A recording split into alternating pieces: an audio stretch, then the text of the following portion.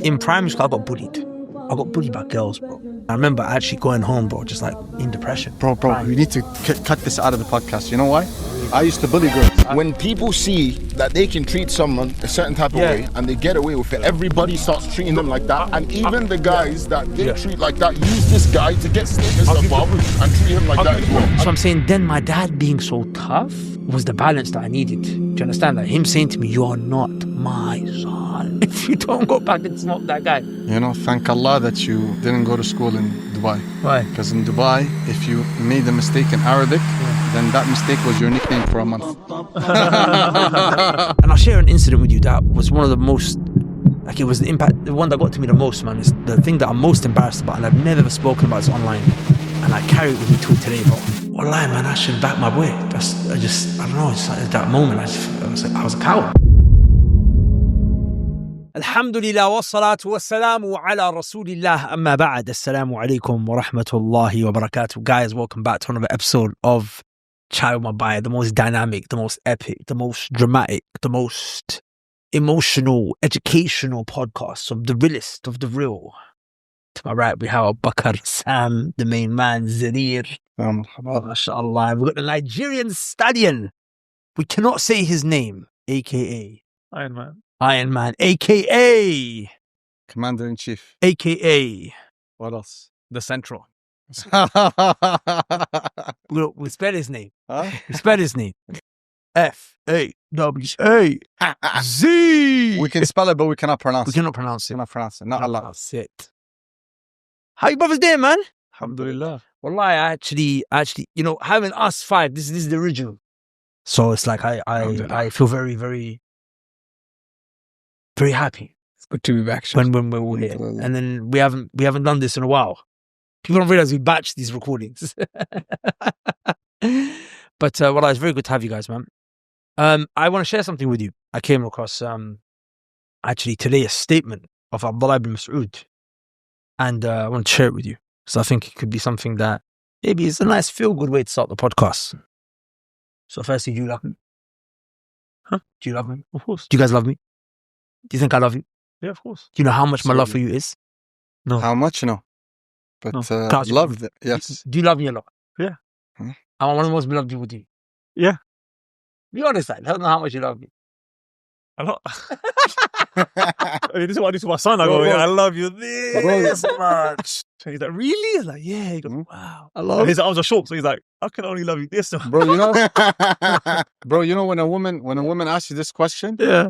it never ends well. Really, yeah? Because there's no answer you can No, I've got you the can answer. give that. I've got the answer you give her and it will end well every time. Yeah, you do. I'm talking about most guys. Now, brothers, well, they should pay me for this, but because it's Okay, knowledge, I'm go going on. to share with you. What's the line? Look what Abdullah ibn Mas'ud said. I'm saying Arabic first, and then we'll translate. It's actually powerful. He said, لا تسألن أحدا عن وده إياك. لا تسألن أحدا عن وده إياك. You know this? See, that's what I said. That's exactly what I said now. ولكن انظر ما في نفسك له فإن في نفسه مثل ذلك إن الأرواح جنود مجندة. Oof. You get that? A little bit. He said, don't ask anyone about their love for you. Just look inside of yourself, the love you have for that person. Because their love for you is just the way your love is for them. And then he mentioned the hadith of Prophet Yeah, dalil. that the souls are like armies that have been paired They're together. united. They're united. As in Allah Azza wa Jalla has paired the people that you're friends with. You are souls that have been paired because of your connections with each other. So he's saying this is a proof that he would love you the same way you love him. That's Wow. deep. It's deep, isn't it? Yeah. I mean, that's the general rule. There's exceptions. There's always a snake. There's always a snake in the grass. There's always a snake in the grass. Always a snake Yeah. in the grass, right? But the reason I want to share this with you is because I actually love you guys a lot. And I know you guys love me a lot. I hope there's no snakes. and I wanted you to know your love for me, at the very least, at the same level, is my love for you guys. Inshallah. Because the Prophet That's ﷺ said, if you love someone, let them know. The reason I want to say this is because last few episodes we talked about women a lot. We did? Yeah, we talked about. Is it? That was a lot? And it was we should talk about our love for each other as well. Because at the end of the day, if it gets cracking, So, I know my boy's gonna so come basically, have my back. you mean equality. We talked about the love of women. Now we have to talk about the love of men. Not even equality, just as in, you know what it is? I didn't know you were pro-equality, Imran. No, that's why I specifically not equality. I mean, I feel like it's very important for men to express love to each other. Like the person will express his love for the Sahaba. And he said, if you love someone, let him know. Do you get me? But the thing is, you don't feel safe around most guys, number one, to open up in that way. Number two, do you really love these guys? No, but like, this is like there's a lot of love here. Calm. What's next? Saying in the semicircle. Guys, I have to give you a disclaimer. Go on. Go on. I have to give you a disclaimer. I slept at 11:30 last night. I woke up at 1:30. I went to the sea at 4. And I've been there till 20 minutes ago. I haven't eaten. Obviously, I haven't slept. So my willpower to resist saying things I'm going to regret if I get angry is very low. So I'm in Fawaz normal mode right now. Good. That's what we want to see. I know. Imran's wish is coming true. Today, maybe. So you get the uncensored. I hope not, bro. You got to hold me back. I'm gonna hold you. You hold me back. He's not. He's going to jump in with you. No. Hey, Bishal, Oh, I have a question for you. Don't trigger me, please. Imran. I'll do my best. No psychology stuff. I'll try. No feminazi stuff. I'll try. None of that. I'll try my best. Allah khalik. Amin. No yak. Look, I actually want to have a bit of a deeper conversation with you guys today. So I want us all to answer the following question, right? If there was a hidden chapter in the story of your life, what would that chapter be titled, and what would be its story? It's something that... What do you mean by hidden chapter? As in something that is not known to people. Maybe you haven't told anyone, or maybe it's just your closest know. Do you know what I'm saying? But it's a hidden chapter, a secret chapter, I should say. Doesn't it defeat the purpose by mentioning what it is if it's a secret hidden chapter? I'm trying to take the secret and now share it. Okay. But we're going to pass the secret on to these guys. So, Bro, there's a few. go on. Let's start with you. No. You saved me for next time. Hmm? You saved me for next time. Oh, you start. I can't. Why? You two same problem? What's that? When my elders are next to me, I can't start. So let's start with that one. No. Uncle Z! No, Z! I'm a young man. Who said he's the oldest, bro? Uncle Z! Huh? Who's it? The audience said it. They said Who's Uncle that? Z. I'm a young man in an old man's body. They didn't call me uncle. Hold on. I'm an old man in a young man's body. Before we get into the podcast, what on earth is going on here? How are these young brothers making life-changing money with zero business experience in just 3 to 6 months? Well, the secret here is IMA, the Influencer Marketing Accelerator for Muslims. I'm sure you've seen these influencers online that make this money through brand deals. Well, there are agencies in the background that set those deals up for them, and then they pocket a very healthy paycheck. That's what the Influencer Marketing Accelerator model is all about. They already have 400 Muslims that have been through their system. They get 3 new wins every single day of brothers making money. And they even showed me a document with 108 pages of a never-ending scroll of just case studies of wins. Brothers that are making money that is changing their life with Allah's permission. The brother behind this is Abu Lahya. You may remember him from the podcast that I did with him on this channel. I deeply trust this brother. I know him very well. And as you know, I would not recommend you anyone who I don't personally stand behind and vouch for. He's been in the space for many years, and him and his team are actually dedicated to helping his mentees get results. There was actually a brother who watched that podcast and joined the program who later on sent me and Abu Bakr a video saying thank you. After just 30 days, he made his first $7,000. Now there's a catch, and there's always a catch. This time there's a few. Number one, over 13,000 people have applied, and the overwhelming majority are being rejected. These guys only want to work with the best of the best. The second thing is that the program is not cheap. And why should it be when they're able to help their mentees get these type of results? And finally, it's actually very intense.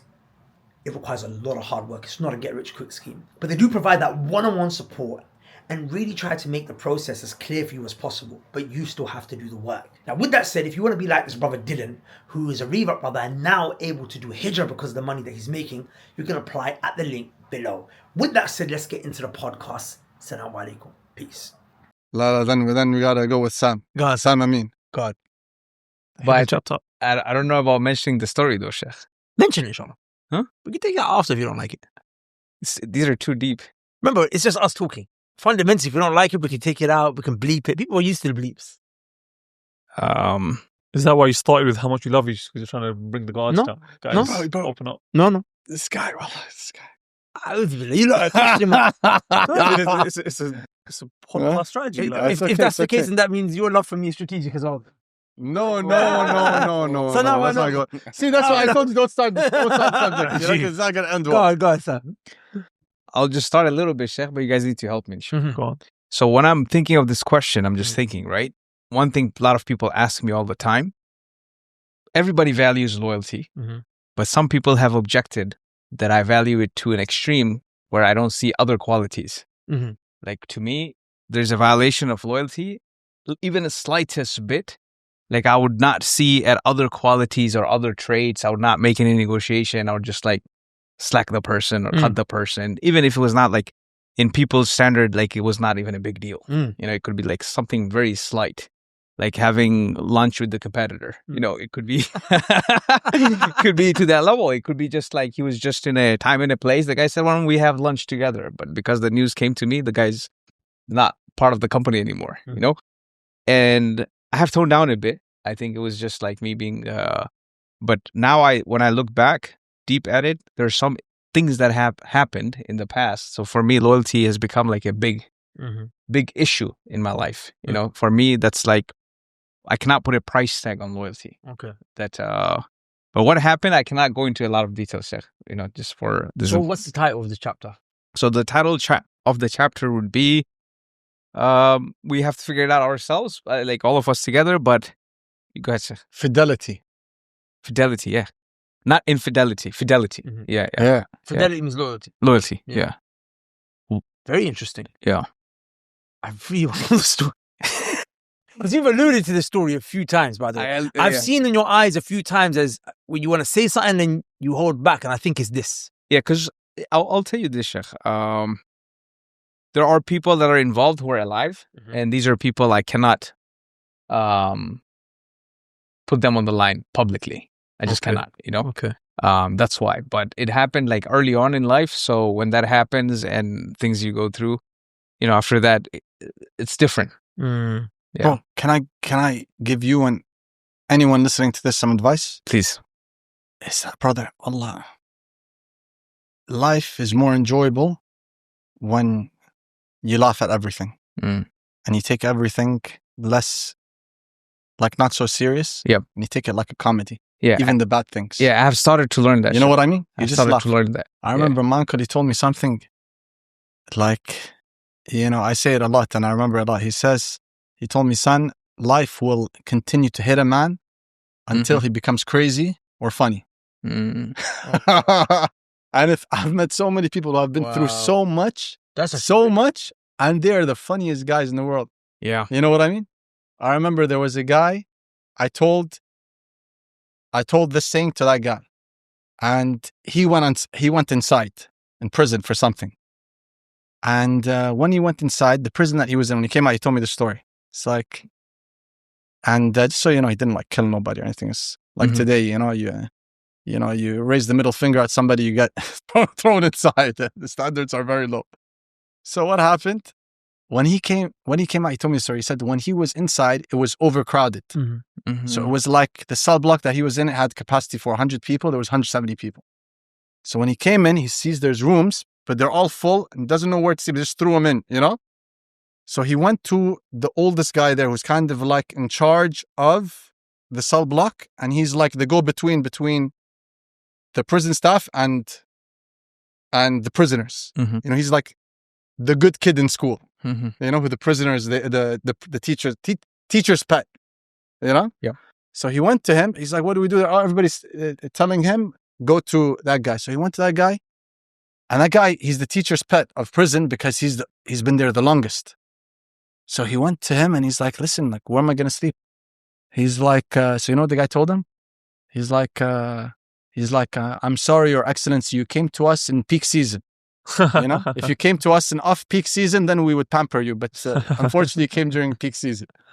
You know? So you see, the guy is in prison. Yes. And he's cracking jokes. He's not getting out anytime soon. He's already been there for a long time.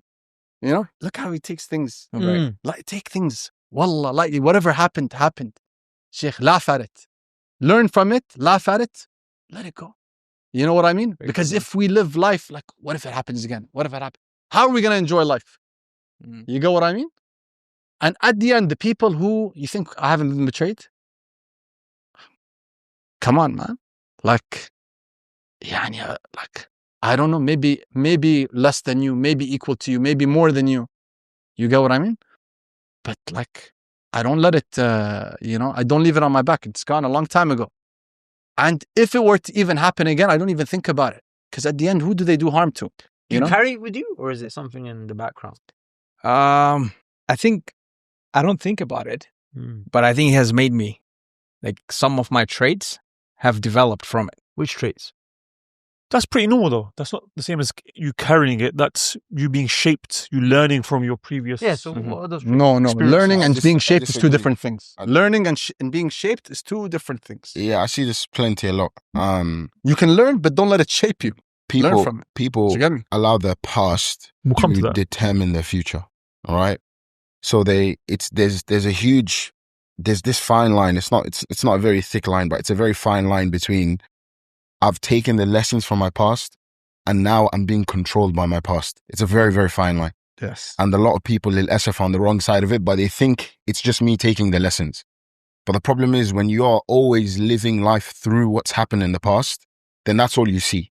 You know, this is very profound. When you look at something and when it's all you think about, it's the only thing you can see. That's why he mentioned it as well. Like, I miss out on the good things. So it starts to narrow perspective. That's not, sometimes it's something that's damaged you and it creates more damage because you haven't let go of the past damage, if that makes sense. You're allowing your past to determine your future. You have to learn to disassociate your past completely with your future. Like, take the lessons, but disassociate that there's no connection between my past and my future. And that's the only way you can warp into something that's actually great, by the way. Has it shaped you, or have you learned from it? Which one is it? I don't think I understand the difference. Do you understand? It's a fine line. No, I understand the difference. He's saying one is that this molds you, develops you, right? As in, this thing creates you. Yeah, it makes you pivot. Yeah, it makes you pivot. So, for example, let's just say learning the lesson is like, look, this is the trajectory and the path that I'm on. I'm looking back at that experience. I learned 2-3 things from it. All right, keep that in mind moving forward. But I'm still doing what I'm doing. And laugh. Yeah. And laugh. No, okay, look, so for example, let's take an example, right? Someone gets betrayed. Yeah. They started up a business. The guy ended up behind their back, Facebook style, reduces their shares without telling them, or they get stabbed in the back. Now, going into future partnerships, they're looking out for, they double check the contract. They're making sure every single thing is proper, blah, blah, blah. So that would be learning. That would be learning. Shaping would be, I'm not going to work with people no more. People, no, don't do partnership. That's extreme then. Or even constantly, I wasn't referring to that. Like constantly setting a timeout until he betrays you. Like, he's going to betray me. Everyone betrays. It's only a matter of time. Or everyone's going to do me dirty at one stage, or everyone's going to leave me. No, it has not shaped me in that sense. And I cannot go into the details, Sheikh, but because of the relationship, it's not a business partner or something. Because there are two types of relationships. One are given by Allah subhanahu wa ta'ala that you don't choose, right? And one you choose. So when it's a choice, it's easier. But when it's a relationship given, I understand. It's harder. I get you. Yeah, so because what comes to my mind is, the concept of a believer isn't bitten by the same hole twice. So you have to take steps. You have to make sure. Yeah, of course. Yeah, these 100%. We're not disagreeing with that fact. You don't understand. Some people are living completely with the context of their past. Like, I can't even begin to fathom that. Maybe that's what I'm struggling. Some people, like, the way they solely live is based off of their past. Everything they expect in the future is based off of what they've had in their past. Like, for example, Methalan, and it's why some people can't make money. Because their past, they've never been connected to money, so they foresee them never being connected to money. Or he tried a business, failed, and said entrepreneurship. Yeah, entrepreneurship is not for me. It's like they fully associate their past with every event that's to come in the future. Yeah. Okay, Jameel, what about What about you, Akhi? What would be the secret chapter or the unknown chapter of your life, Akhi, of your story? What would it be titled, and what's the story of it? I'm still thinking about this one. You're still thinking about it? If you can come back to me, please. Okay. Because I think it's easier to give chapter, not the story. I mean, the title. So what would the title of your chapter be? I'm still trying to come up with the title, but I gave. Imran, why don't you start? Because even me, I'll be honest with you, I'm struggling to even understand the question. Calm, I'll start. So, I think the title of this particular chapter would be something like the hidden coward or something like that. The hidden coward. The hidden coward. Well, Hidden that's crazy, coward. man. Yeah. I wasn't expecting. Yeah, the hidden coward. I actually realized this recently. There was a moment, I think I was speaking to you about it when we was in Oman. I was speaking to Fawaz. Basically, that day, we did some scary stuff.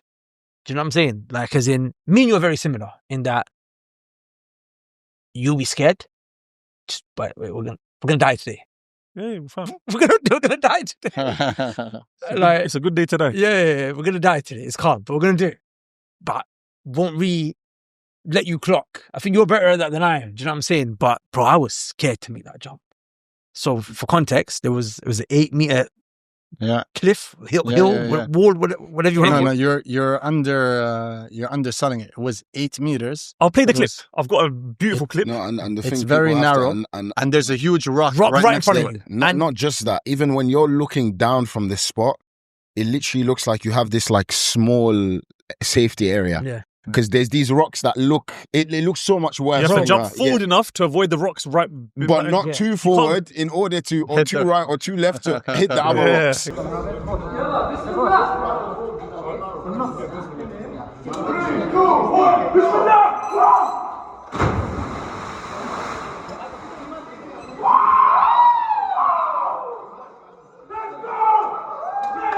And what doesn't make it easier is that the guy who's the expert is saying, no, you don't do it. He literally grabbed him, man. No, for Yeah, context, yeah. he literally grabbed him and goes, no, brother. Not you. You don't do it.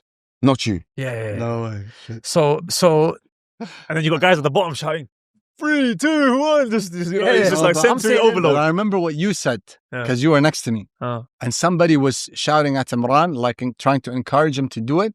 Then you told them, "You're like, be quiet. I know him. He's gonna do it. Yeah. You don't need to. You don't need to Yeah. say anything." Yeah. And then he stayed. Everybody stayed quiet, and boom, he jumped. Like you said. No, just jump. It's very deep. 3. Yeah, just let him do his thing. Let him do his thing.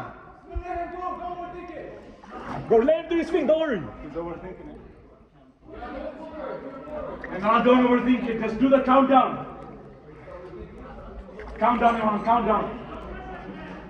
Bismillah, tawakkaltu ala Allah. 5. Well, chill, man. Just chill. Trying to help him, man. No, you're not. Trust me. I know my guy. He's gonna do it. Trust me, he's gonna do it. I know he's gonna do it. 1, 2, 3. Yeah! Allahu Akbar! Woohoo! You remember that? Yeah, 100%. I said, that's my guy. I know he's gonna do it. This is what I love about those trips. yeah. It's not just fun. It's so much deeper than that. Of course. So much deeper than So that. wallahi, that trip was one of the best trips of my life. Yeah, honestly, same. Honestly, bro. Yeah. On levels I can't even explain to you. Yeah. And even the self-discovery, the brotherhood, the friendship, there's even one point halfway through, I was like, bruv, you know what? There's guys that have got scratched up, they've injured themselves, they've conquered their own fears.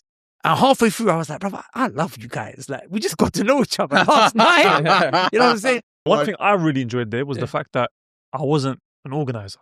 So, you know, like Yeah. normally You're I'm a participant, I'm yeah. running around and I've got Yeah. a million more things in my mind. I'm thinking, wait, what's the next thing's going to happen? I don't actually get to fully enjoy myself. Even with the supercar drives, like, Amar, like on the last one, Amar's Lamborghini broke down. So I'm messaging him trying to see if we can arrange a replacement. There's a million more things. Here, I was just like, I'm just going. I remember one time, at one point, Imran even came to me.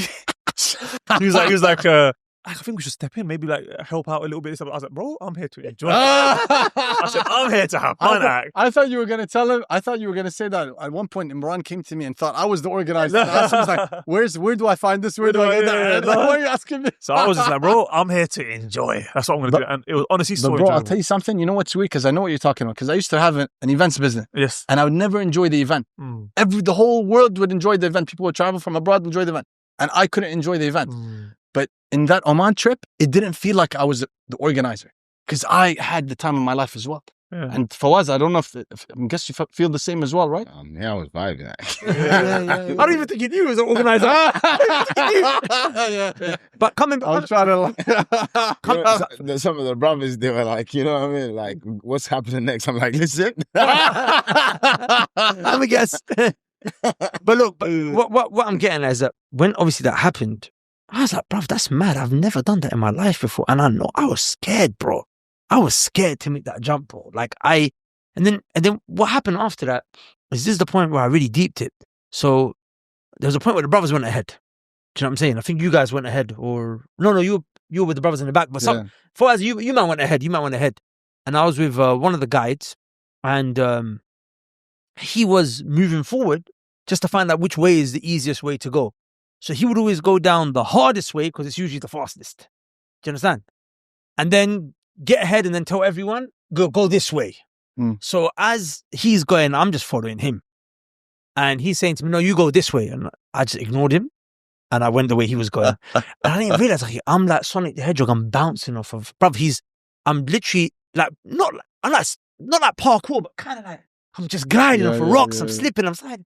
I said, brother, I can actually break an ankle. I can break a leg. I can mash myself up here. But, subhanAllah, like, where's this come? And I clocked it comes, confidence comes from basically challenging your fears, man. And this has actually been an issue that I've had for a long time. And I don't know where it came from. But there's things where I always have like a fear of, and I'll share an incident with you that was one of the most, like, it was the one that got to me the most, man. It's the thing that I'm most embarrassed about, and I've never ever spoken about this online. And I carry it with me till today, bro. And I don't even know if it will even make sense to you the way it makes sense to me. But like, when I just started practicing, No, sorry, I hadn't even fully started practicing, but I just started like going to the masjid and getting familiar with like the whole Islamic culture. There was a revert brother. He just accepted Islam, right? And he was hanging around with me. And he had some issues with some guys from an area that, you know, we was in or whatever have you. And subhanAllah, we went to this area, and it was Hounslow, my local area. And he had a beef with some guys, and those guys, they clocked him. Do you understand? So I was just in that mode where I was like, bruv, let's just get out. There's no need for us to get involved in anything dumb. Like, it's just going to be long. Do you know what I'm saying? But he when he saw the guy that was up, he lost it himself. And what did he do? They just got into a fight. Now, when they got into a fight, it's a one-on-one, they're scrapping each other, and we're literally right behind the police station. You know what I'm saying? And I was like, brother, I'm not trying to give you guys some context. I had also very, very recently just been arrested, right?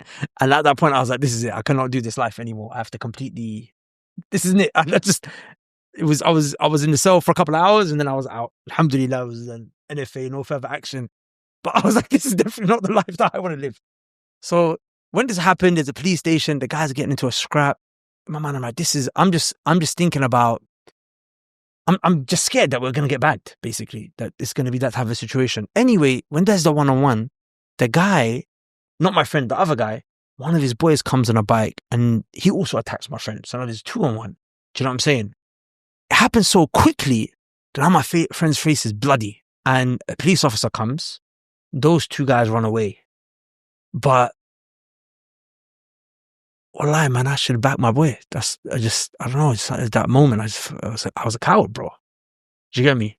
Now, I don't know. Like, maybe I would have hit the guy. We would have both got arrested. I don't know what that. But if I'm honest with myself, when I look back at that moment, it wasn't like I'm not saying that people should get involved and hit someone in that situation, because you can end up going to jail and throw your life away.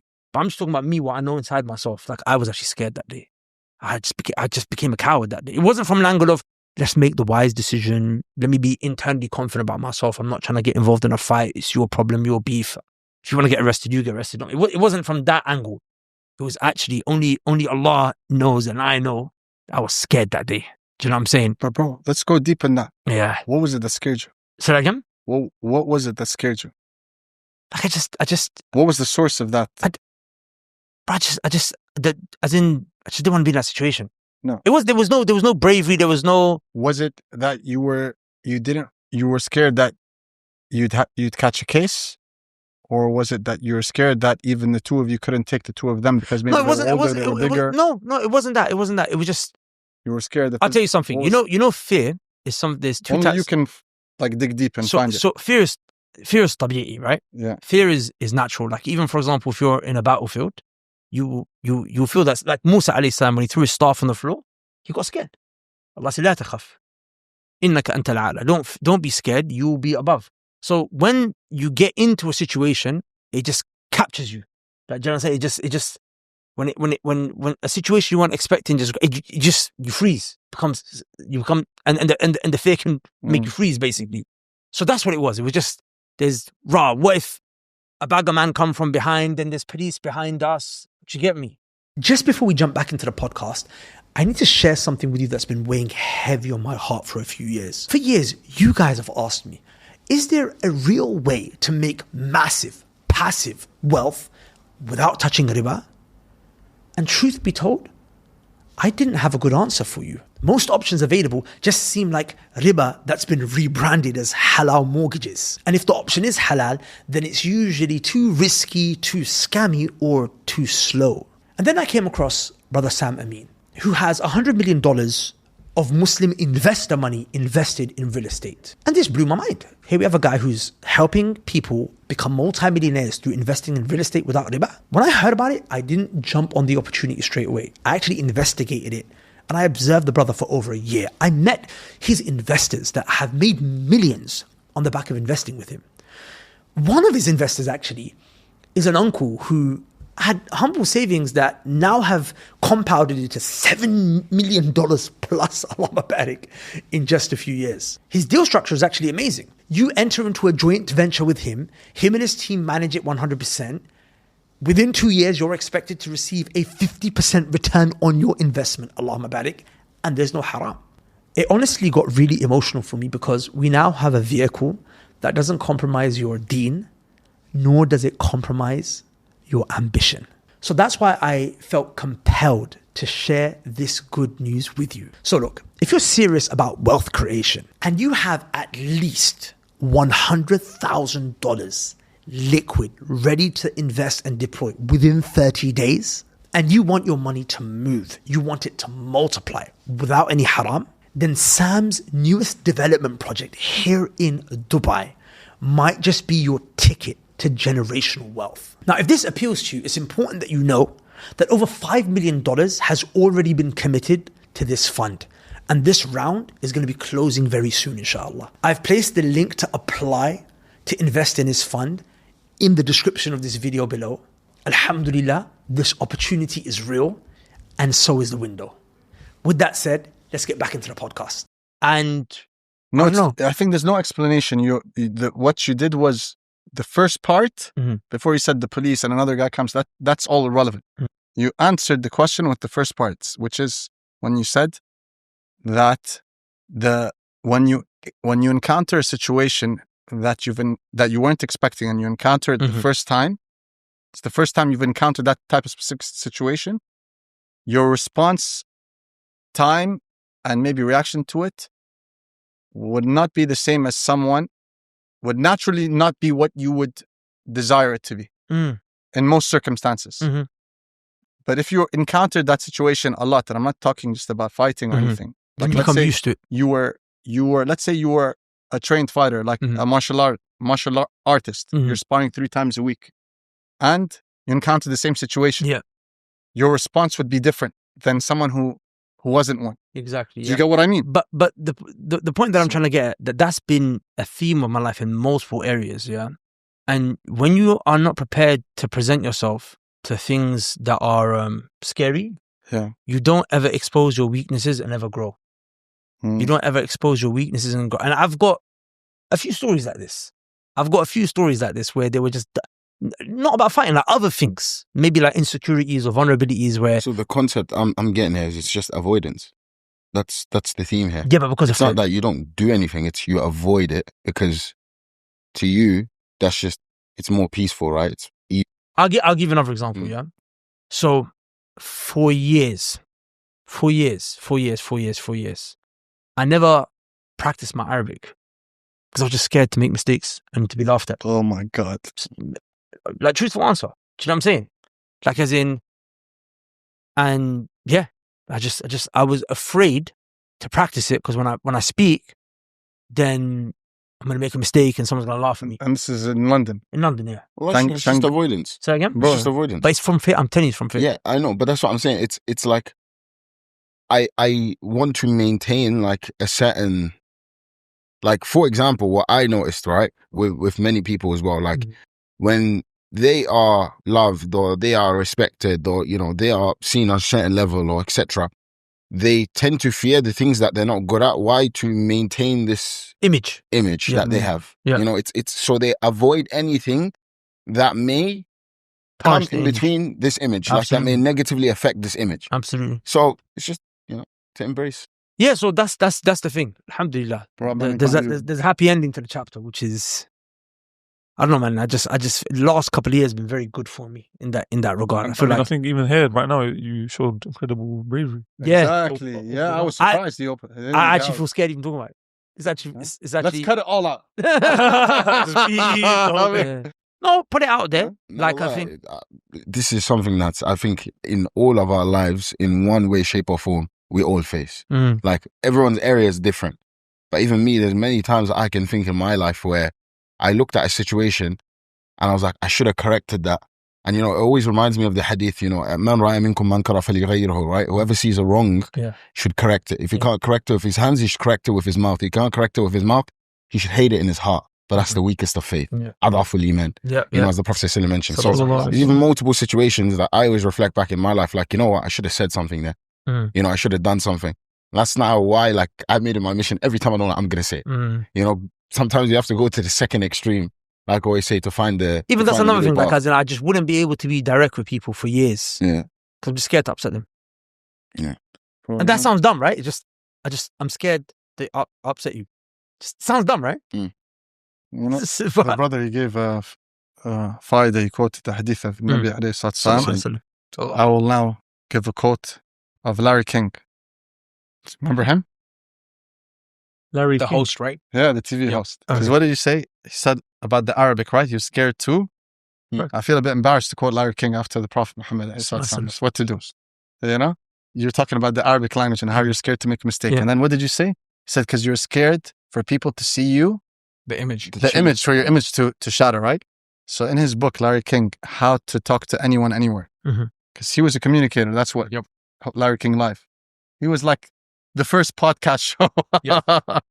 So we know what he said in one of the chapters. He said about public speaking. He said there's nothing scarier than public speaking. Speaking on a stage in front of hundreds of people. He gave a hack. It's worth its weight in gold. You know what he said?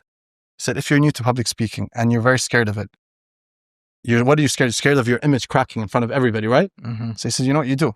The minute you get on stage with the mic, you tell, the first thing you say before you say hello, who you are, you say everything. Say, listen, I am the world's, disclaimer, just so you know, I am the world's worst public speaker. You know, you say that, and then straight away their expectations of you go where? Drop. Extremely low. Extremely low.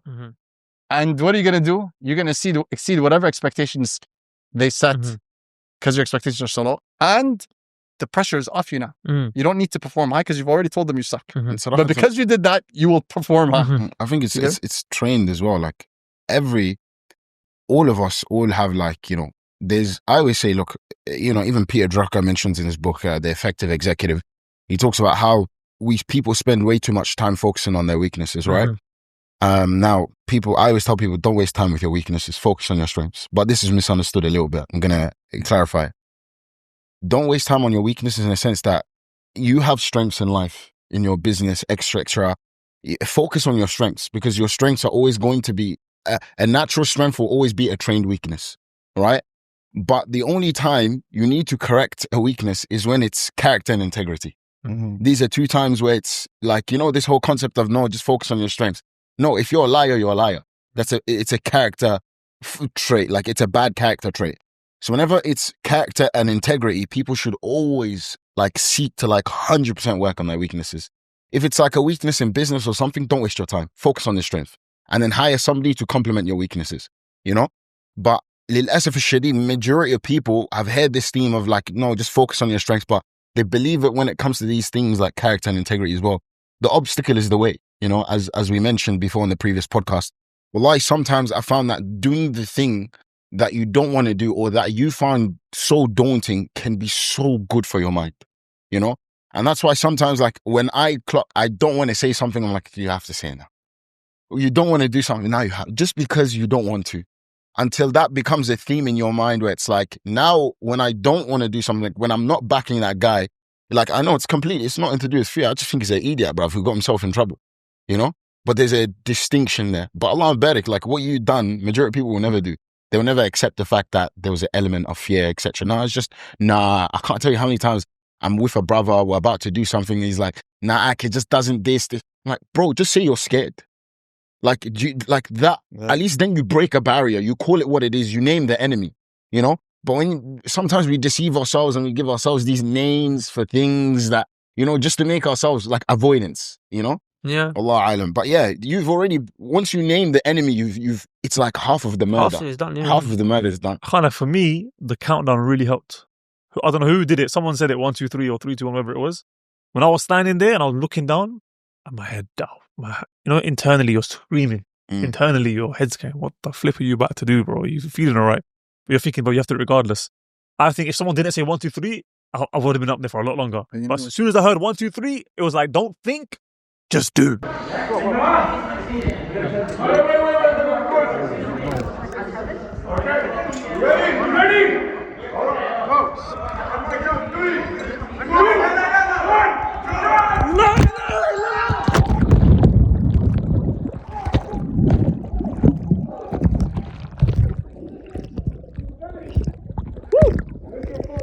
I got it. He recorded it. Do you know that there's a metacognition secret behind that?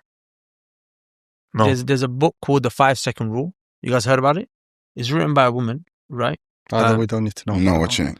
Don't need to know, bro. Subhanallah. Come on, what's going on? Next subject. What subject. do you mean? No, I'm not going to lie. There's actually a book. There's a book called Thinking in Systems.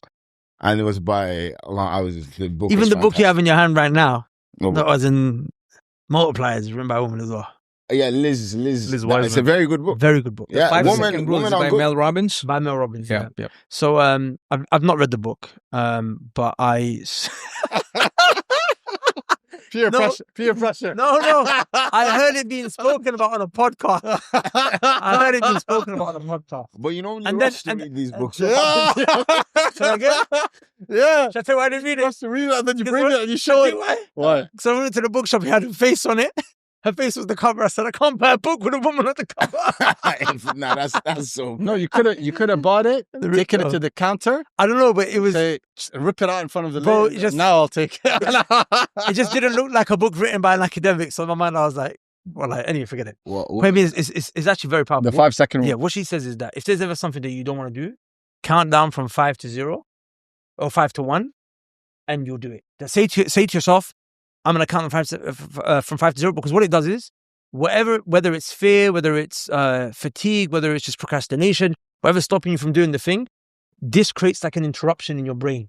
It But creates an I hope she interruption. mentioned when you get to 0, you better bloody do that thing. Yeah. Otherwise, you'll Because never if do you that. count down Like, and you get to 0 and you don't do that And you thing, don't do the you've thing. mashed yourself. Like the negative effects of that Yeah. are crazy. Yeah. Because, like, for example, there was a brother that didn't end up doing it, right? And I was discussing this with Abbas the other night. It was so random. I I don't know, there was some internet downage or whatever. So like he put up in a story that like internet's down, can't do any work. You don't want a link. It's like 11 p.m. So I was like, mission to come to Sharjah. He came to Sharjah. We just went to Soak like randomly midnight. I haven't done that in years. Yeah. So when we were there, we were talking. He was asking about the trip. He really wants to come on the next one. He's like, please, like as soon as it's ready, let me know. Next one, September. Ooh. They gotta wait, bro. We told them to come. Oof. Now they gotta wait to the next one. So September. anyway, so we were talking about, we mentioned that one brother didn't do it. So he was like, that's like unimaginable, bro. Because even if he was to then go back on another day and do it, it still doesn't fix the fact that on that day in front of all those people, you still didn't do it. You might fix it internally for yourself to some degree that, oh yeah, I went back and I conquered my own fear. But it doesn't have that same thing. And like you will regret that for the rest of your life. And that's why you have to remember in that moment, if I don't do this today, I am going to regret this for the rest of my life. Like generations will come and I'll regret it. We're actually down, and I was having this conversation with Ustad when we were just waiting for the brother. In the water. I remember. We were having this conversation. I was, Sheikh, listen, this is what is happening here. Everyone is laughing and sees this as like, this is not like. This could cause a second phase in our human's life. Like there could be like, this small thing, anxiety, panic attacks, like, all of that could be change. No, it's not even that. Like, not even that. It's No, like it's his whole life could change. Like it could be everything before today, and then after today is a different man. You know, self-talk. Why? Just because of life. I've really learned something. This is literally what we do with our clients. It's called paradigm shifting. The only way to change the result of what you get out of life is to change the way you think. That's literally it. Your next zero is behind a new way of thinking. Like literally. And all of these things that we do, to get to a certain next level, it's just changing our mind. When you're up there, there's so many things your mind perceives and your mind is telling you, etc. When you jump, you've shifted the paradigm. Fawaz, calm down. 3. Tawakkal ala Allah. Finnos, ready? Fawaz, do it for the mission. Lean forward.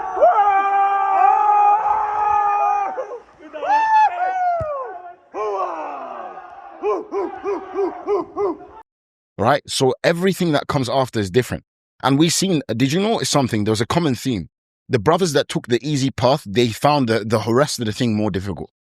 The brothers who jumped at the start, everything else was easy. Wallahi, there was not one moment where any of the brothers who jumped, not one moment where they hesitated. And there was things that were weird and even freakish after, where you're sticking your neck in like weird positions and there's a dark cave and the water's freezing cold. Like if you deep what we've done, we were constantly going between different kinds of terrains. Up water, inside water, upside water, half your body in water, your legs slipping on this. Your ankle is like, it's that easy to crack. Like anybody looking at that, it's just, there's the moss on some of the rocks, like it's literally sliding. Your skin is getting grazed. If I graze your skin right now, how do you feel? You feel it's the worst pain in the world. When we're there, we're grazing our skin like it's a normal day on every next jump. What that does for your mind, people just don't understand. They just don't understand. It's true because there was my friend Muhammad Egyptian. Little. Yeah, formerly known as Muhammad Little. His dad's a psychologist, actually, very well known psychologist in the Middle East, actually. And he mentioned that when he was young and his dad took him horse riding, he fell off the horse. And his dad said to him, it was weird the way my dad was just like, get back on the horse right now. You're going to get traumatized if you don't get back on. You have to conquer it right now. He's like, if you let that time pass, you'll be scared of horse for the rest of your life.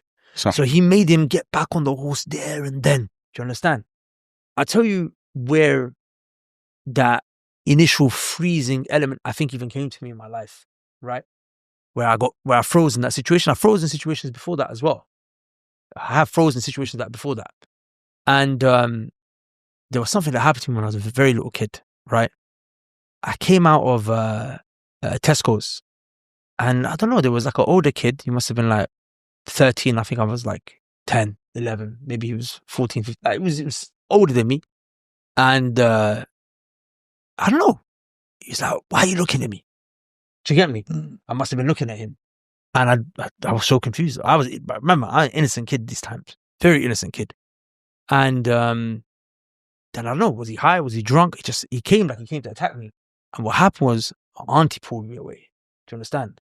And I kind of turned around like I wanted to even like what's going on? But my auntie's putting me, she's panicking for me. I think that just made me scared. As in, it made studies me. are proven, by the way. Spending time with people of fear makes you more fearful.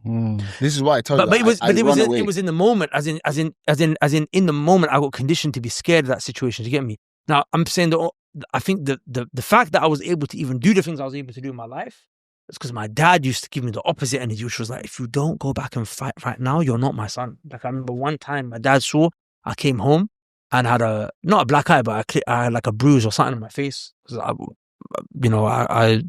Some white boys rushed me when I was in year 8. My dad keeps saying, I just want to know one thing. Did you go and hit them? I just want to know, did you swing? And I just like crying. I'm like, Dad, you're not my son. You are not my son. That was his response. You are not my son. You know what I'm saying? So then... Do you feel that was effective? Huh? Yeah, very effective. Look, very effective. I'm remembering something that you said on a previous podcast where you mentioned about your father. Yeah. You were talking about that tough parenting for sons, but you said you used to think like that, but then you changed your mind because when you thought back to it, you said your father was never like that with you. He was never like that with me. Yeah. But maybe you didn't need It's to. true. He was never like that with me. But because I'm obviously he was right so now, chill. I'm trying to raise a son, right? Yeah. So I'm trying to figure out what's the right approach to take. Look, the approach that my father did with me was very chilled, very smooth, like, kind of like the Prophet, ﷺ, he said that he never laughed excessively, like, always composed, but smiling. And, even in the dreams where I see him, and I rarely, these days have those dreams, may they come, but he's always like, he's just looking at me smiling. That's enough. I don't need him to speak. You know what I mean? So I know that approach works. Like he never hit me. Never, not once. I can swear by God, did my father ever hit me. And just the way he loved me would make me not only do whatever he asked me to do, but when you're a kid, those days, without games, these electronic games to play, we had a lot of free time. So in those free time, I would think, what can I do for my father that he has not asked me to do, but if I did it would make him happy, and then do it. Can you imagine? All of this he achieved with me, not hitting me, just loving me and being very charming, and that's it. So I know that method works. But the question is, he's not ma'soom, So is there a better way? That's my question. So I know that way works. If I do that way, inshallah, I get the same result. Thing is, I was between two extremes. One extreme is that, as in primary school, I got bullied. Do you know what I'm saying? Everybody got bullied. I'm saying I got bullied hard. I got bullied hard. Okay. But I got bullied and didn't react well, in the sense where, I got bullied by girls, bro. That's bad, bro. Yeah. I got bullied by the biggest bullies. No. In year 3, bro, I was on a table with... I used to bully girls. No. No, I'm joking. He turned around and said, I'm joking. He's like, yeah, bro, me too. Me too. He's like, no, that's bad. Well, I actually remember I was 7. I think I was... how old were you in year 3? 7, 6? Yeah. Bro, like, they put me on a... at that time, you don't want to be on a table with girls. They put me on a table with girls. And I remember actually going home, bro, just like in depression. Bro, crying. you need to cut this out of the podcast. You know why? It's part of my journey. Yeah, but you need to cut it out. You know why? Why? Because now the feminazis, they're going to use this, bro. Why? Oh, they're going to say that he was bullied by girls. He's Yeah, now bullying the girls. Yeah. No, you know what it is? You know now, yeah? Yeah. We know what we do to the woman. So it doesn't even matter. I'm just... Yeah, I'm saying, like, it's all you can only cut these kind of things out if like you're still like that. Yeah. Say, it's like this is why I'm now trying. I dare you. I made a decision. This year that I'm just gonna be authentic, bro. I'm just gonna be unfiltered. It is what it is. Do you know what I'm saying? So the reason I'm saying maybe someone could take a lesson from this. Maybe someone's had similar experience. Maybe you're raising children. I'm saying that happened, and then teachers in school would bully me, bro. Like imagine I would get, as in the girls would bully me, the kids, the boys would bully me, and teachers are telling me off. I remember I had a teacher called Mrs. Her name was Mrs. Cross. Yeah, she's a very crossing teacher. You guys know what that means? Cross? No. Yeah, angry. Yeah. I don't think they use this word in America and stuff. But bro, she one time grabbed me by my arm, bro, and she dragged me across the classroom, bro. Wow. Yeah, So bro. can I ask you a question? Because usually when I hear stories and people saying that, yeah, look, this person's thing, and there's so many people that, well, sure there was something like, sure you weren't doing something that I No, came no, you back. weren't I'm like a not gonna- troublemaker no. or like you weren't like I No, became, disrespectful this made child. me a troublemaker. No, well, like, No. I'll tell you why my. I've seen this. I've seen this, I'll and tell you it's why my not the teacher did guy's that. fault. It's when people see that they can treat someone a certain type of Yeah. way and they get away with it, Yeah. everybody starts treating them like that. And even the guys that they Yeah. treat like that use this guy to get status I'll give you the above proof. and treat him like I'll that give you as the well. proof. I'll give you the proof. Just when I was at this a retreat with my family, yeah, the way they had it, there was like a beautiful pool, and in the sand they had these oryxes. You know, what oryx? It's like a deer type of animal with these beautiful like antelopes. Yeah, SubhanAllah, all the oryxes there were eating. One oryx is coming in the distance, akhi. Yeah, it's coming in the distance, and he looks like the loner. He looks like he's the one that's just been abandoned from the crowd. As he starts to emerge out of the dust in the sand, I see he's missing a horn. It's hanging off him. He got into a fight and his horn got broke, akhi. He comes meekishly, he's in the back of the crowd, and he starts to eat from the grass in the sand. As he's eating from the grass in the sand, akhi, out of nowhere, another oryx next to him just moves to attack him, tries to headbutt him. And I was recording it. Actually, I think I have the whole thing recorded. I said to my wife, I said, babe, come, look.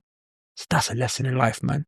And people know that they can degrade you. If they know that you are the weak link, everyone will take advantage of you. Bakr, remember I told you this the other day? This is actually very common. Remember I told you this? So If one guy gets made fun of in the circle, what do you notice? Even the guys that don't bully people, they start to, Yeah. what an idiot as well. Yeah. Everyone jumps on him. 100%. And I'm saying this is what happened to me up until year 8. Do you understand? So I'm saying because I had that, and you know what's weird, bro, is that I was doing karate since I was 5. I was going tournaments and winning. I was actually winning fights against people that were twice my size. Do you understand? Like when I'm sparring in karate, bro, I was a different person. But then I just couldn't bring it into real life. So I'm saying then my dad being so tough was the balance that I needed. Do you understand? Like him saying to me, "You are not my son. If you don't go back and smoke that guy." Now, what happened was, and I realized is that when I made this transformation in year 8, because I got moved to a different school after I got rushed in that particular school. I was like, you know what?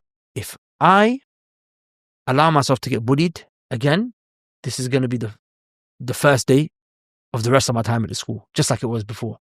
So now I have to be different.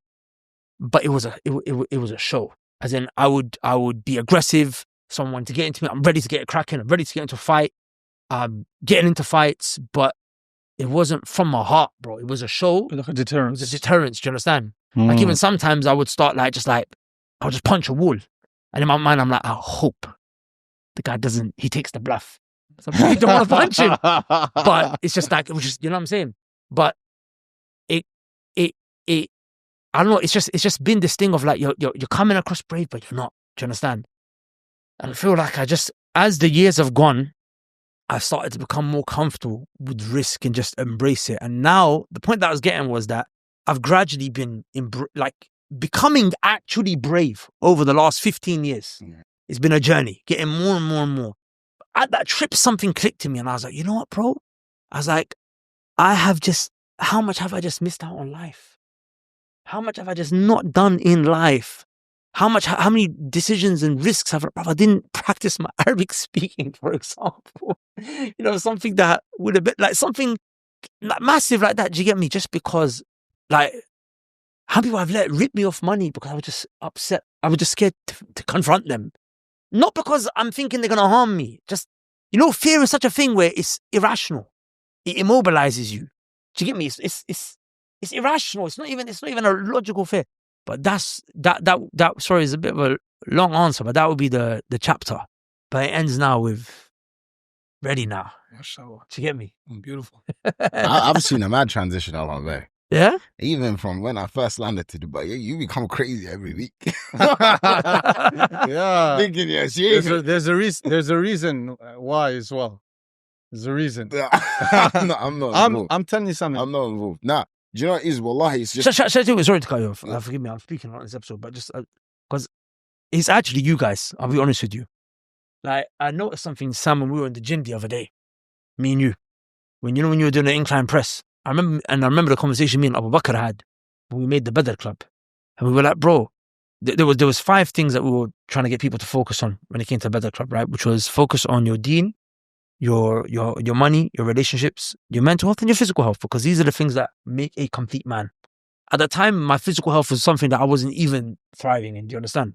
But I understood these are the 5 areas that a man needs to thrive in. So me and Bakr were speaking. We're like, bro, how many guys do we actually know that have all 5 on lock? I'm not saying that you're excelling and you've got an A star What's the in 5 every again? one. Huh? Your religion, your deen, your finances, your physical health, and your mental health. And then subhanallah al-azim, we couldn't think of like even 1 or 2 people. Do you get me? But how many people can you think of now? Abu Bakr. A lot, innit? Definitely more than before, yeah. Definitely more than 4, I right? want to say a lot. Of course, it's still rare, but I'm saying it's a lot more. Blue. Blood blue, Jonathan. But as Sam was just banging out this thing at Alarm Medic, and I could see his chest was bulging out and he's doing this thing, and I was like, you know what? I'm so blessed to be amongst these brothers, man.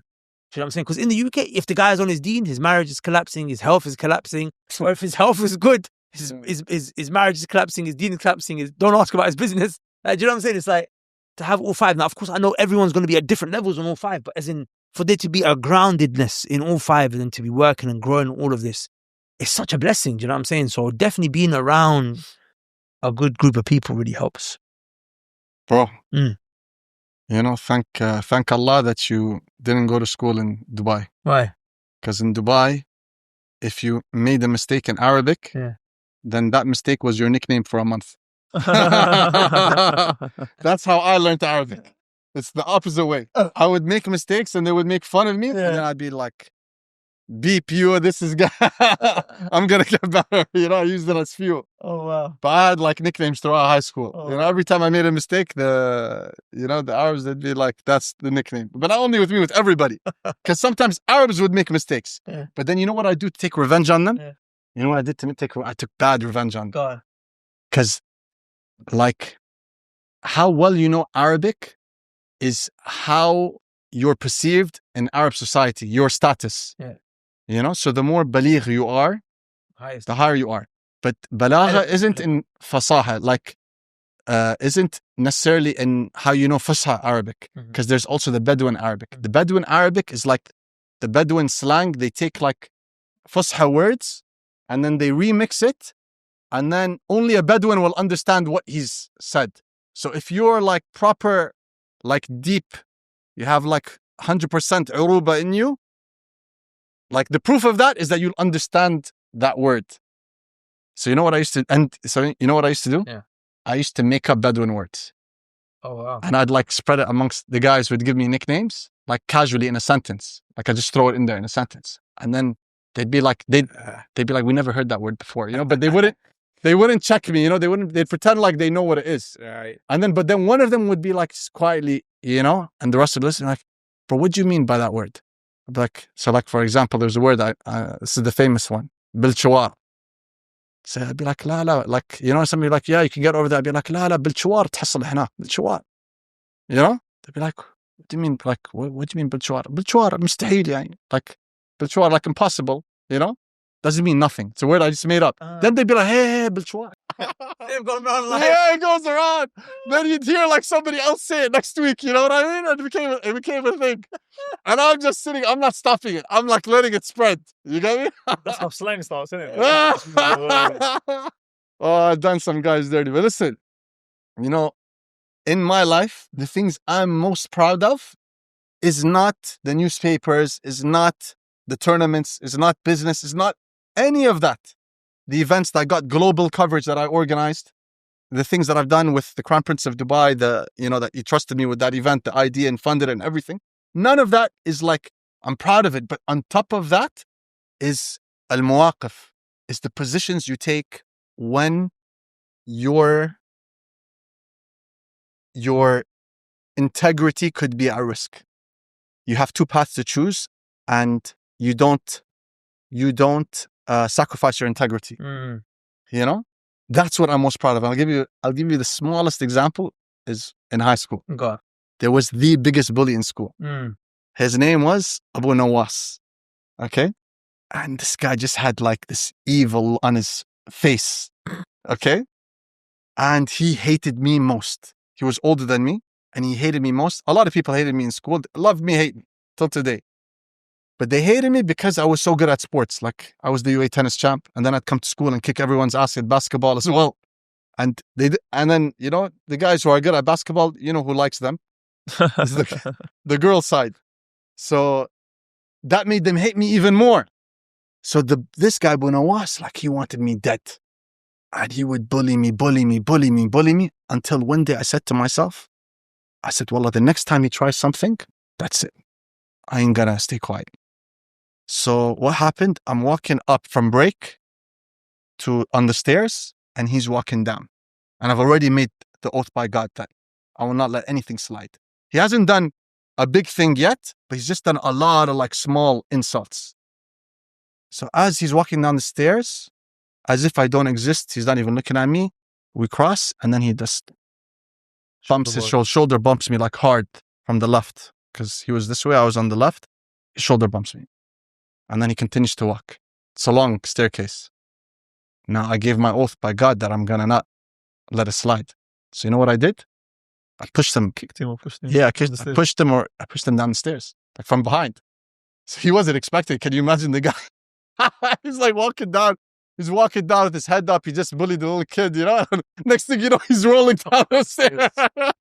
Rolling down the stairs, and people are there. And like straight away, everyone was happy as well. Because even the people who hated me, they hated him. He tried to come at me, but then everybody came in the middle. You get what I mean? So they didn't let him. So what happened? I'm like on cloud 9 now. Everybody's coming to me, man, what you did was amazing. Can't believe you did it, this, that. And it was the second break, meaning there's classes and then it's the end of the day. So he can't get me. But then it, like when the day ended and I went home straight away, like it hit me. Like, I got to go to school tomorrow. I got to go to school tomorrow. And then while I'm thinking that, the house phone rang. And I answered it, and it was Abu Nawas. And he just said one line. He said, you got away today, but you won't get away tomorrow. And he hung up. He didn't even like give me a chance. Like, he hung up. It's like one of those horror movie death threats, you know? I was like, what am I going to do? And my mom is one of the type that you can't like not go to school. No matter what. You got fever, you're going to school. There's no way you're not going to school. So the next morning, I'm like, I can't go. And I'm just like, what do you call it? The coward. The hidden coward. Hidden coward? I don't know if this falls into that because this is like life and death. So I'm like, you know what I did? I went into the kitchen before my mom woke up. I took a bottle of Tabasco. I put it in a glass, like a proper, like a drinking glass of water. I filled it. I mixed it with a little bit of water. I drank it. And then I puked it out in the bathroom. So my mom would come and see it. And she's like, well, what is that? I'm like, I don't know. But it's okay. I got to go to school. She's like, no, you're not going to school. I did reverse psychology on her, you know, so Abu Nawas didn't get me that day. Then the next day I had to go. I can't do Tabasco every day, you know what I mean? I had to go, but alhamdulillah, I had two, the owners of the school, you know, the Nabuda family, they had some of their relatives. They were two twins. They liked me as well. And nobody would mess with them as well. So they had my back. And, you know, when I came, they gave me like protection, yeah, you know? So Abu Nawas didn't end up getting his revenge. Yani. I got mine, he didn't get his. Where is he now? I don't know. The twins that I told you about, the Suwaidi twins, they told me that he turned a new leaf. He made tawbah and he changed, became like a religious guy. Alhamdulillah. Yeah, that's what I heard. MashaAllah. So alhamdulillah, I don't need to worry about him forever now. So what's the hidden chapter of your life, eh? Hidden chapter is hidden chapter. I know it, but I can't say it. Go on. I know I can't say No, it. go on, I say can't say it. Can't say it. Why not? Huh? That's not really hidden. That's not really hidden. You gotta beep that. Yeah. That's definitely gonna get bleeped. But that's not really hidden. I mean, hidden amongst us, right? Yeah, that's yeah. quite known. I don't know. Hidden chapter. This kind of thing, I thought that you should have let us know in advance. Could have given it some thought. Some topics it makes sense to give it, right. But this one, like, I'm just trying to sit here trying to think. Me too, man.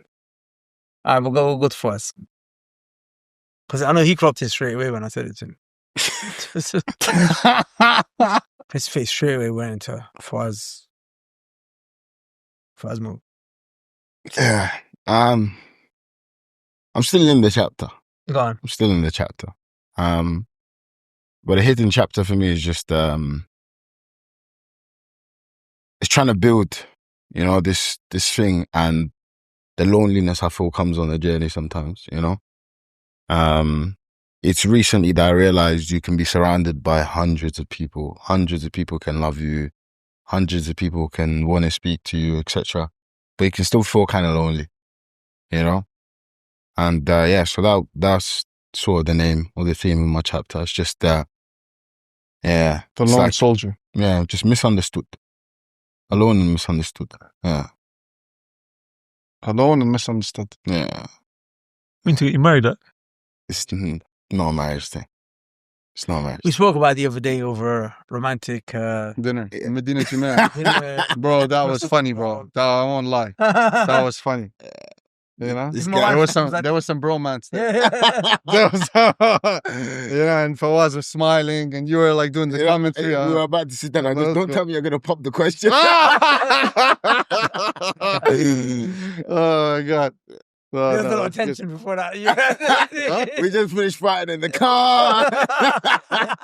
You guys were fighting in the car? Yeah. So that was like a makeup dinner? No, 1 second. He was fighting. I wasn't fighting. But we sat down. Well, I was just trying to enjoy the night.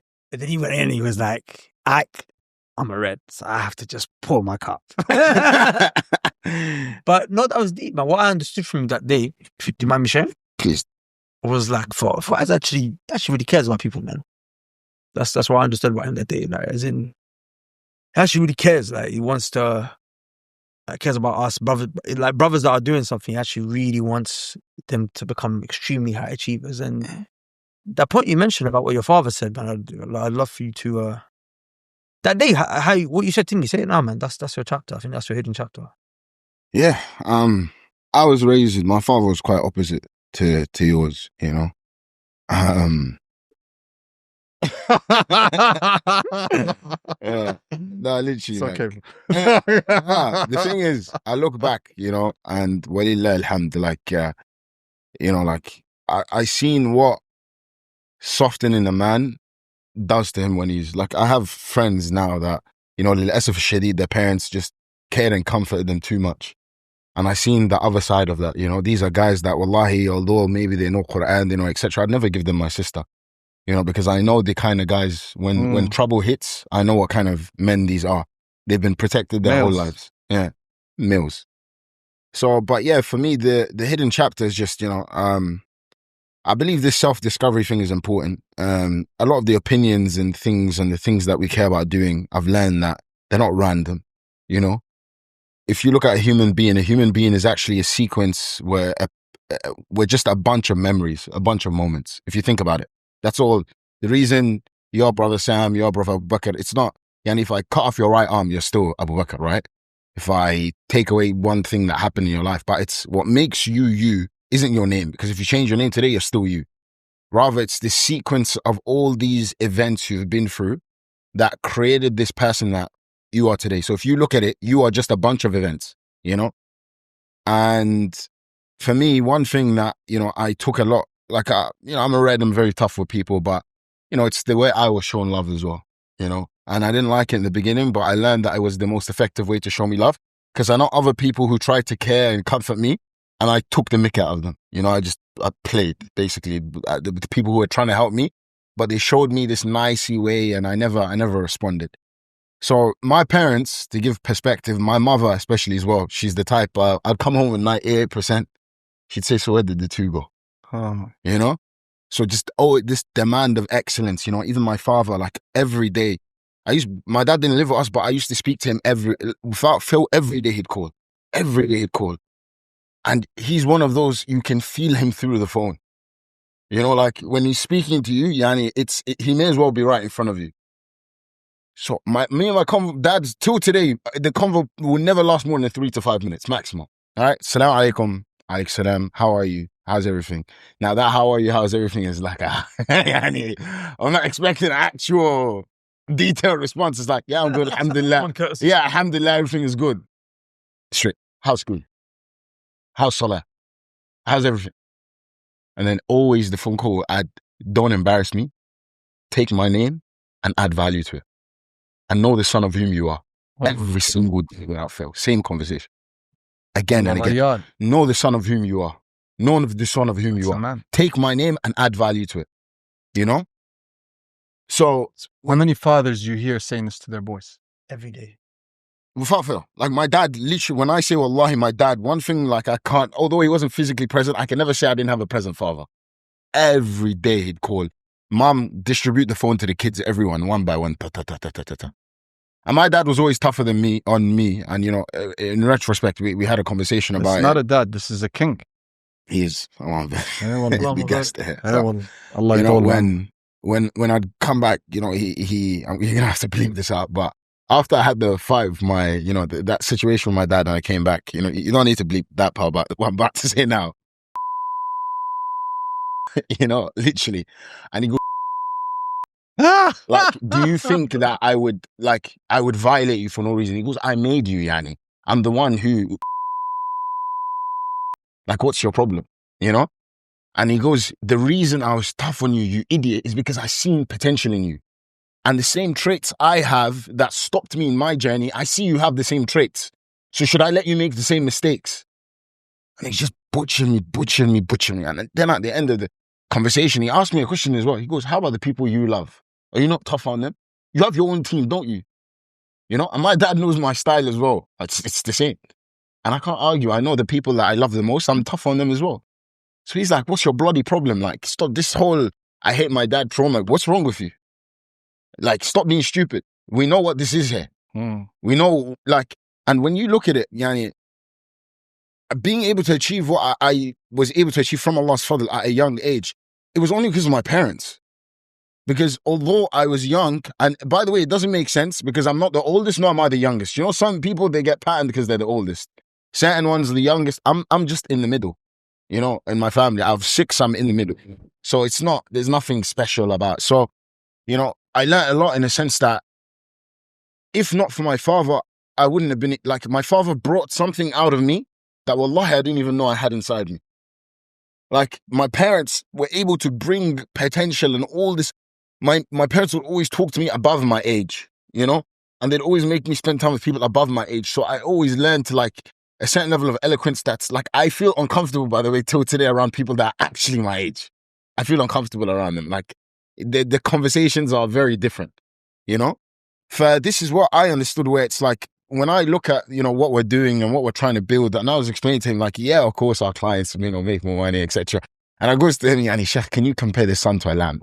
You know, like, no, like, but they both give us light, you know? So when we're talking about, you know, of course, making LBD better and improving these things, and I'm hearing names like Alex Hormozi or Charlie Morgan, Sheikh, it makes me uncomfortable. Because what they're building is just, it's so different. We're actually trying to bring out of a man what he doesn't know he has inside him. I'm not trying to optimize for extra of it. You know? Do you know what it means? And there's levels in life, right? Now, some people are level 1, 2, 3, 4, 5, 6. But all of us know that there's another level in us that we haven't even seen yet. And that's my goal. To bring out of a man what he has an idea that he has inside him, but he doesn't know how to channel it out. You know? Now, what the results of that, of course, increase in revenue, blah, blah, blah. But is that what I want to be known for? Like, I just make people more money? No. Allah, no. So that's when we had the sort of, we butt heads. Clash of heads. Know? Did he get mad? Did he get mad in the restaurant? No. It was a calm thing. Huh? No. By the restaurant, he'd calm down. Yeah. He'd calm down? He actually put tears in my eyes in the restaurant. You got emotional? Yeah. Bro, why you're always like an extreme of emotions every time we go to a restaurant? I'm either extremely angry, extremely sad. I'm an expressive guy. Oh, last time in Oman, the restaurant manager came 3 times. 3 times. Like 3 times. Like It's because no. I thought you were gonna break the table, bro. That How was a you? different situation. This is the problem with the young brothers, and some of the brothers I'm criticizing them my age, but it sounds funny, but I'm calling them young brothers. When the elders are speaking, shut up. And it's not even me. Gems are being given from the older, experienced brothers around the table, and they're talking the stupid, useless, small boy talk of a headlock and عارف. It's good. خلاص, I told him, shut up. Listen. You're around gems right now. Instead of you to be taking, pull out your notepad and your pen, you're talking. What have you seen in life? But when he said uskut and he banged the table, the whole restaurant shut up. It's like pause. I thought I was in a movie and I'm like the only one who can move. Everyone's on pause. I'm like, look at everybody's just like not moving. It was awkward. Very. Come on, man. So you guys don't want to review hidden chapters? Well, I think everybody did except me, right? I think Imran's the only one who did. Oh, no, and Fawaz. Fawaz did. No, Sam did as well. Sam did. Sam, We no, called so it Sam fidelity, mentioned part of a story. There was no chapter. Sam just got away with answering a different question, I feel. We saved me and Abu Bakr we leave it a mystery. طيب, inshallah. Khair, man. I'm going to tell you what the next episode's about. Tell us after. As soon as this ends, yeah. Inshallah. But khair, man. With that said, guys, may Allah bless you. Amin. Ciao, my bye. So we keep it real. The realist. Do you know what I'm saying? No, the mugs are not on for sale. It's not that easy to get. We're the brand. The brand is exclusive. People are wondering. With that said, سبحانك اللهم وبحمدك أشهد أن لا إله إلا أنت أستغفرك وأتوب إليك. السلام عليكم ورحمة الله وبركاته. I need to share something with you that changed everything for me. Last year was one of the hardest years of my life. My health was at an all-time low. I had constant fatigue, brain fog, massive weight gain. My marriage, it was the hardest year of my married life. My business, I had setback after setback. Even my salah was suffering due to the lack of khushu' and my seeking knowledge. I was in a terrible place until I sat down with the Muslim entrepreneur coach on this podcast, namely Brother Fawaz. And he made a bold claim. He said, I help Muslim entrepreneurs make 10x more money whilst working 4 times less, at the same time showing them how to thrive in their marriages, in their health, and in their religion. Truth be told, it was a bold claim. I wasn't entirely convinced, but what's a man to do when he's desperate? I needed a solution. So I joined his Live by Design mentorship.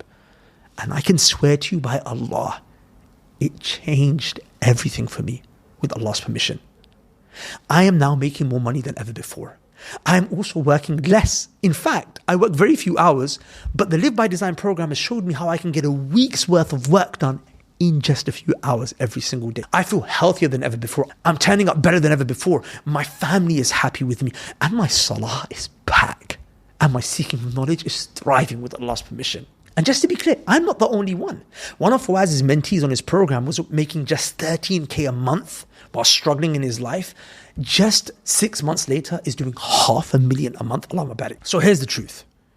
If you're a Muslim entrepreneur that's making at least 100K every year, but you know that you're operating far from your actual potential and these other areas of your life that are very important are struggling, then Fawaz's Live by Design mentorship might just be the thing for you. But please be warned, it's not easy, nor is it cheap.